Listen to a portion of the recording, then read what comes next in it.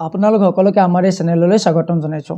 আজিৰ এই ভিডিঅ'টো মই আলোচনা কৰিম আপোনালোকৰ আগত কেনেকৈ আমি কম্পিউটাৰত আছামিজ টাইপিং কৰিব পাৰোঁ। ইংলিছ টাইপিং কৰাটো কম্পিউটাৰত বহুখিনি ইজি হৈ যায়, জাষ্ট কিবৰ্ডত কিবিলাক আছে আৰু এটা এটাকৈ প্ৰেছ কৰি থাকিলে ইংলিছবিলাক টাইপ হৈ যায়। কিন্তু আছামিজ টাইপিং কৰাৰ কাৰণে এনেকৈ কৰিলে নহয়, কিবা এটা ডিফাৰেণ্ট ৱে ল'ব লাগে যাতে আমি আছামিজ টাইপিংটো একো প্ৰব্লেম নোহোৱাকৈ কৰিব পাৰোঁ। তো এই ভিডিঅ'টো শেষলৈকে কণ্টিনিউ কৰক আৰু কম্পিউটাৰত A to Z Assamese typing কেনেকৈ কৰিব পাৰোঁ অতি সহজভাৱে সেইখিনি আপোনালোকে শিকি লওক। যদি ভিডিঅ'টো চাই ভাল পায় তেনেহ'লে শেষত চেনেলটো ছাবস্ক্ৰাইব আৰু আপোনালোকৰ ফ্ৰেণ্ডৰ মাজত শ্বেয়াৰ কৰিবলৈ নাপাহৰিব।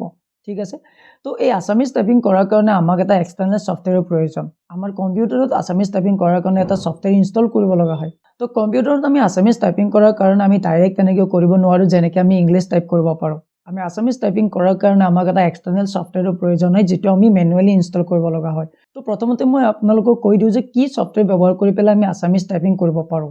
আছামিজ টাইপিং কৰাৰ কাৰণে বিভিন্ন ধৰণৰ ছফ্টৱেৰ আপোনালোকে গুগলত পাই যাব। তাৰ ভিতৰত one of the best software I am going to suggest you which is ৰডালি।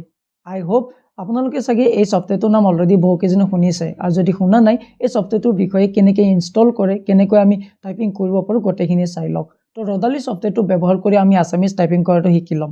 মই কম্পিউটাৰ স্ক্ৰীণত গৈ আছামিজ ছফ্টৱেৰটো কেনেকৈ ডাউনলোড কৰিব পাৰোঁ, তাৰপিছত ইনষ্টল কৰিব পাৰোঁ আৰু কেনেকৈ মাইক্ৰ'ছফ্ট ৱৰ্ডত আছামিজ টাইপিং কৰিব পাৰোঁ সেইখিনি এটা এটাকৈ দেখুৱাই আছোঁ।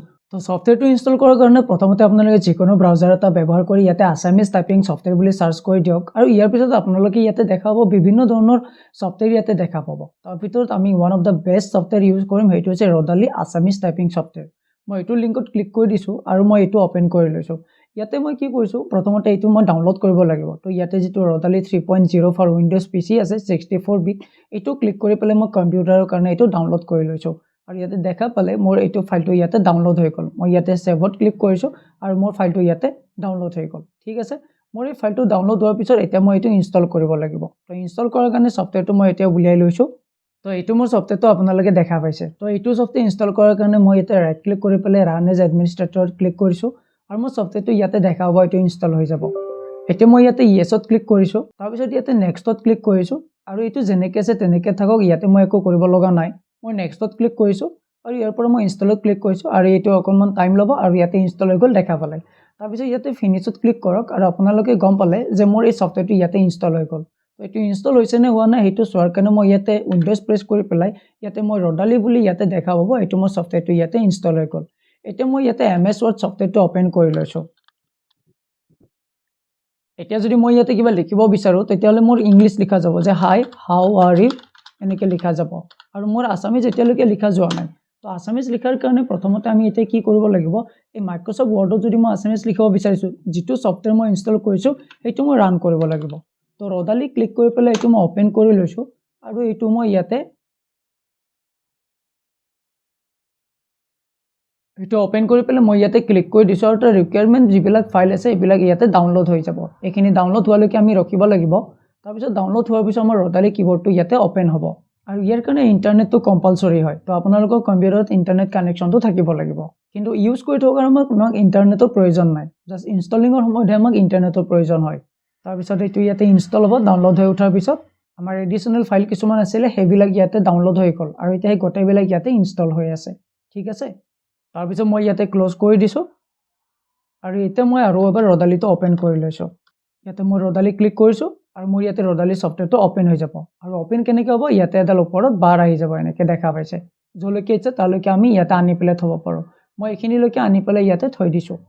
ইয়াতে বৰ্তমান কি হৈছে, ইংলিছ হৈ আছে, আৰু যদি এতিয়া মই কিবা ইয়াতে টাইপ কৰোঁ তো এইটো মোৰ কি হ'ব, ইংলিছে হৈ থাকিব। আৰু যদি মই এইটো আছামিজ কৰিব লাগে তো তাৰ কাৰণে মই ইয়াতে আহি পেলাই ইয়াতে অসমীয়া ক্লিক কৰি দিব লাগিব। এবাৰ ক্লিক কৰাৰ লগে লগে এইটো অসমীয়া হৈ গ'ল। আৰু এতিয়া আমাৰ অসমীয়াত অৰ্থাৎ কিবৰ্ডখনটো ইংলিছত আছে, তো ইংলিছৰ কোনটো কি প্ৰেছ কৰিলে অসমীয়া কি টাইপ হ'ব সেইটোৰ কাৰণে আমাৰ ইয়াতে এখন কিবৰ্ড দিয়া থাকে। এই কিবৰ্ডখন আপোনালোকে চাই পেলাই ইয়াৰ পৰা গোটেইখিনি প্ৰেক্টিছ যেতিয়া কৰিব এটা এটাকৈ আপোনাৰ আহি যাব। প্ৰথমতে এইবিলাক আপোনালোকে এটা এটাকৈ প্ৰেছ কৰিব, তেতিয়া আপোনালোকে গম পাব, আৰু যিমান বেছি প্ৰেক্টিছ কৰিব তাৰ ওপৰত ডিপেণ্ড কৰি পেলাই এইখন নচোৱাকৈ আপোনালোকে টাইপ কৰিব পৰা হৈ যাব। ছাপ'জ আপোনালোকে ক টাইপ কৰিব লাগে তো তাৰ কাৰণে আপোনালোকে কে লিখিব লাগিব, খ লাগে তো KH, গ লাগে তেতিয়াহ'লে G প্ৰেছ কৰিব লাগিব, খ লাগে তো GH, ঙটো লাগে তো NG প্ৰেছ কৰিব লাগিব। ঠিক তেনেকৈ গোটেইবিলাক ইয়াতে একোটাকৈ কিবৰ্ডখনৰ লেআউটটো ইয়াতে দিয়া আছে। আপোনালোকে এইখন স্ক্ৰীনশ্বট লৈ ল'ব পাৰে বা যেতিয়া অ'পেন কৰিব আপোনালোকে ইনষ্টল কৰিব এইখন আপোনালোকে পাই যাব। আপোনালোকে বহীত লিখি ল'ব পাৰে এইখন বা যেতিয়া ইয়াতে চাই প্ৰথমতে প্ৰেক্টিচ কৰিব আৰু তাৰপিছত এটা এটাকৈ প্ৰেক্টিচ যেতিয়া কৰি যাব যেতিয়া আপোনালোকৰ প্ৰেক্টিচ আহি যাব এইখন নচোৱাকৈ আপোনালোকে টাইপ কৰিব পৰা হৈ যাব যদি আপোনালোকক যদি হস্ৰইকাৰ লাগে তো আই প্ৰেছ কৰিব লাগিব যদি দীৰ্ঘইকাৰ লাগে তো ডাবল আই বা ডাবল ই প্ৰেছ কৰিব লাগিব তো ইয়াতে এটা এটাকৈ গোটেইখিনি দিয়া আছে মই এখন অকমান তলত লৈ পেলাই ইয়াতে আপোনালোকক মই টাইপ কৰি পেলাই দেখুৱাই আছো তো ইয়াতে এখন যিখন কিবোৰ্ড আছে এখন আপোনালোকে চাই পেলাই ইয়াতে আসামিজ টাইপিংটো কৰিব পাৰে আপোনালোকে যি শব্দ ইয়াৰ পৰা লিখিব বিচাৰিছে ইয়াৰ পৰা চাই পেলাই আপোনালোকে লিখিব আপোনালোকে যুক্তাক্ষৰবিলাক প্ৰেক্টিচ কৰিব লাগিব আৰু প্ৰেক্টিচৰ ওপৰত ডিপেন্ড কৰি পেলাই আপোনালোকে ইয়াতে লিখিব পৰা হৈ যাব বিভিন্ন ধৰণৰ শব্দ ইয়াতে আপোনালোকে আসামিজত লিখিব পাৰে আপোনালোকে যদি ইয়াতে কিবা কিবা শব্দ লিখিব বিচাৰে ইয়াতে লিখিব পাৰে মই ইয়াতে দেখাই দিছো কিছুমান শব্দ ইয়াতে লিখি পেলাই মই ইয়াতে লিখিব বিচাৰিছো এটা শব্দ যে কি শব্দটো লিখিব বিচাৰিছো তো তাৰ কাৰণে মোক লাগিব কি কে তো কে টো লিখিলে কি হ'ব মোৰ আহিব ক তাৰ পিছত মোক লাগে খ তাৰ কাৰণে লিখিছো কে এইচ খ তাৰ পিছত মোক লাগে গ গৰ কাৰণে লিখিব লাগিব জি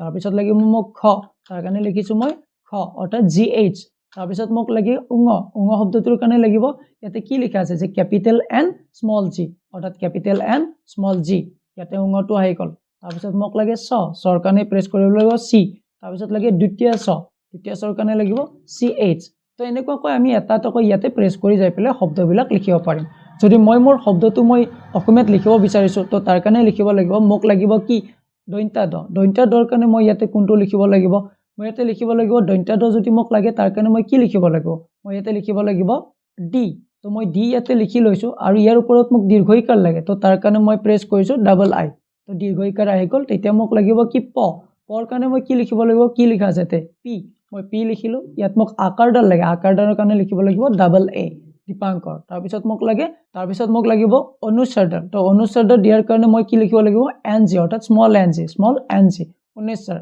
ইয়াতে লাগে মোক ক তো ক লিখিলো তাৰ পিছত মোক লাগিব ৰ তো ৰ লিখিলো ইয়াতে ইফালে মই ৰ লিখিলো আৰু ইয়াতে মোৰ দীপাংকৰ শব্দটো লিখা গল তো এতিয়া মই যদি টাইটেলটো লিখিব লাগে মই মদিনা দ লিখিব লাগে তো দ লিখাৰ কাৰণে মই লিখিব লাগিব কি মই লিখিব লাগিব ক্যাপিটেল ডি ইয়াৰ পিছত মোক লাগে একাৰ দিয়াৰ কাৰণে মই কি লিখিব লাগিব ইয়াতে কি দিয়া আছে ইয়াতে একাৰৰ কাৰণে কোড লিখা আছে নহয় এইটো ইয়াতে কি লিখিব লাগিব ই তো মই ই লিখিলো তাৰ পিছত লাগিব কৰ কাৰণে কে লিখিলো আৰু ইয়াত লাগে মোক আকাৰৰ কাৰণে এবাৰ কি দিব লাগিব মই ইয়াতে ডাবল এ তো ইয়াতে মোৰ ইয়াতে এনেকুৱাকৈ লিখা গল তো এনেকুৱা ধৰণে আমি বিভিন্ন ধৰণৰ কামবিলাক কৰি থাকিব পাৰো মই ইয়াৰ পৰা আহিলে সাইজ সৰু ডাঙৰো কৰিব পাৰো আৰু ইয়াৰ পৰা আহিলে মই কালাৰ সালাৰ বিলাকো চেঞ্জ কৰি থাকিব পাৰো তো এনেকুৱাকৈ আপোনালোকে অতি সহজভাৱে আসামিজ টাইপিং কৰিব পাৰে আৰু ইয়াতে কেৱল আহি পেলাই আপোনালোকে অসমীয়াত ইয়াতে ক্লিক কৰি ল'ব লাগিব আৰু এতিয়া আপোনালোকৰ এইটো অসমীয়াত লিখা যাব তো যিকোনো শব্দ অসমীয়াত লিখাৰ কাৰণে আপোনালোকে প্ৰথমতে সফটৱেৰটো ওপেন কৰি পেলাই ৰদালিটো আপোনালোকে ওপেন কৰি ল'ব আৰু ইয়াতে অসমীয়াত ক্লিক কৰি দিব আপোনাৰ অসমীয়া টাইপিং ইয়াতে হৈ যাব আৰু যুক্তাক্ষৰবিলাক আপোনালোকে প্ৰেক্টিচ কৰক আৰু গোটেইখিনি অসমীয়া টাইপিং কৰিব পৰা হৈ যাব কিবা অসুবিধা হলে আপোনালোকে মোক কমেন্ট সেকশনত জনাব পাৰে আৰু যদি ভিডিওটো চাই ভাল পাইছে তেনেহলে চেনেলটো সাবস্ক্ৰাইব আৰু ভিডিওটো শেয়াৰ কৰিবলৈ নাপাহৰিব আৰু আমাৰ চেনেলটো ভিজিট কৰিব এই চেনেলটো কমপ্লিটলি কম্পিউটাৰৰ ওপৰত বেছ কৰি হয় তো ইয়াতে বিভিন্ন ধৰণৰ কম্পিউটাৰ ৰিলেটেড টপিকবিলাক আছে আপোনালোকে সহজ সৰল ভাষাত শিকিব পাৰে তো আজিলৈকে এইখিনি ধন্যবাদ